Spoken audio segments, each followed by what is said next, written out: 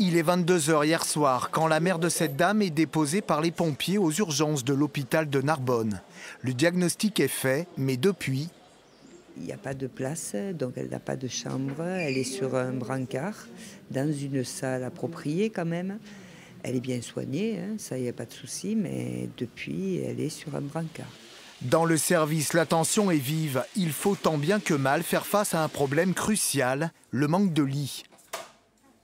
Là, il n'y a plus de lit. Là, actuellement, aux urgences, j'ai 12 patients à hospitaliser, avec un hôpital qui est plein. Donc là, je viens de voir mes confrères des étages. Ils essayent de faire des sorties, on essaye de fluidifier.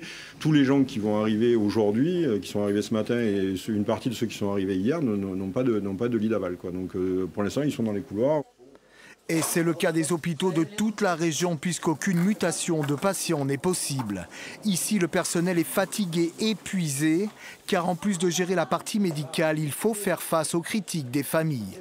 C'était une personne qui était complètement déshydratée. Elle a attendu plus de 4h30 dans le couloir sur son brancard.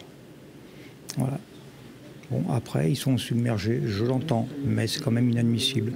La frustration des gens à l'attente est souvent difficile à gérer.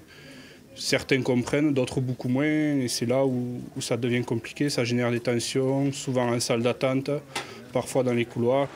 Hier soir, pour alerter l'opinion publique, cette banderole a été accrochée par le personnel sur la barrière de l'enceinte de l'hôpital. Pour eux, il existerait pourtant des solutions pour pallier à la crise dans ces départements ruraux à la population vieillissante.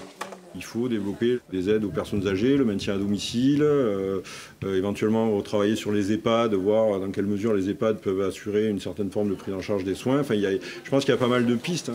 Sur 45 000 personnes qui sont passées par ces urgences l'an dernier, seuls 5% ont été soignées pour des urgences vitales absolues.